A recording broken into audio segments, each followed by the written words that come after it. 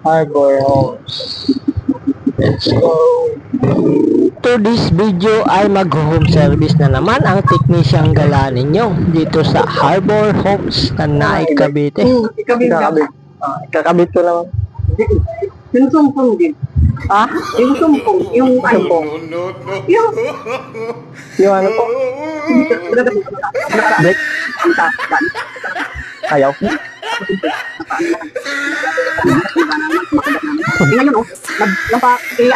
At yun nga, medyo napakamot na lang tayo sa ating ilong dahil hindi natin medyo naintindihan si ma'am. Pero ang ginawa natin dyan ay siyempre yung pakay natin na papalitan natin ng ignition. Model nga po pala natin ngayon ay 4014. Ito nga po yung pinaka-latest namin na 4 wheels mga ka-e-bike. Steering wheel na po siya mga ka-e-bike at pwede kasya ang anin. Sa pagbaklas nga po nito ay madali lang po siya. Ang mahirap lang ay yung pagbalik mga ka-e-bike. Kasi sa mga wiring ay dapat tandaan natin kung saan kinuha at ikakabit natin. Ang concern nga po pala dito sa e-bike ay hindi po mag-ignition key o hindi po masusian mga ka-e-bike. Nag-stock up. Kaya pinalitan na natin ng bago. One set agad yan mga ka-e-bike.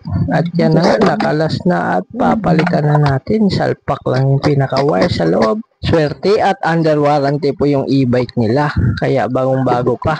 At dito na nga po ay isi-set up na po natin yung mga wiring at ayusin po natin kung nagana po lahat. I-check natin yung wiper, signal light, left and right. At siyempre i-align din natin yung pinaka-steering wheel niya mga ka-e-bike. Huwag po natin kalimutan mga ka-e-bike, i-check din po yung busina dahil isa rin po sa safety ng ating mga customer yan. At pagkatapos nating ma-set up yung pinaka-steering wheel ay siyempre higpitan ng mga tornilyo. Yun, secure na po at iti-test drive na natin mga ka-e-bike. Let's go, let's go.